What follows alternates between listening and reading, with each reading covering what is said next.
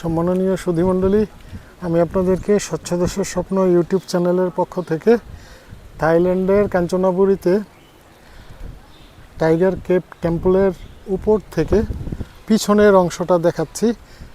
যে এটা পাহাড়, নদী, সমুদ্র নেই এখানে, পাহাড়, নদী এবং শস্য ভাণ্ডার। এই জায়গাটা যা দেখছেন, এখানে বাড়িঘর খুবই কম। দেখছেন যে শুধু শস্যের মেলা, ক্ষেত, রাস্তা আছে মাঝখান দিয়ে। সব এই যে ধান ক্ষেত, এখানে ধান পেকে গেছে, কিছুটা পাকা কাটা হয়ে গেছে, কিছু কাটবে, এরকম একটা অবস্থা।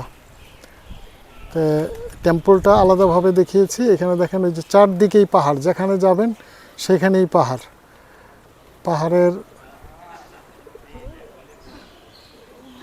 রাজ্য বলা যায় এটাকে।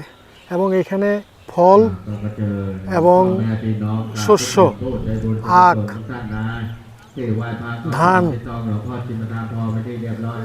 তেঁতুল এবং বিভিন্ন রকম ফল। ডোরিয়ানের প্রধান উৎপাদন স্থল হইল কাঞ্চনাবুরি, এবং বিভিন্ন অন্যান্য ফল এবং অপেক্ষাকৃত এখানে কম দাম। তো এটা পিছনের অংশ দেখেন কত সবুজ এবং সুন্দর, প্রাকৃতিক পরিবেশটা কত সুন্দর।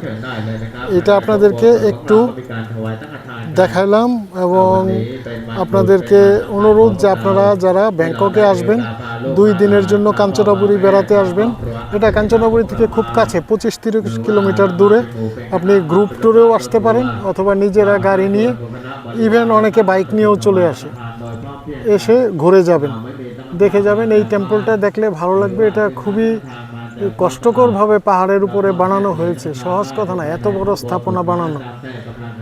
তো আপনারা এরকম পরিপাটি গুছানো সবুজে ভরা একটা এলাকা দেখতে গেলে কাঞ্চনাবুরি আসতে হবে। আপনারা এখানে আসবেন, এই প্রত্যাশা রেখে সবাইকে ধন্যবাদ জানিয়ে এখান থেকে বিদায় নিচ্ছি। ধন্যবাদ।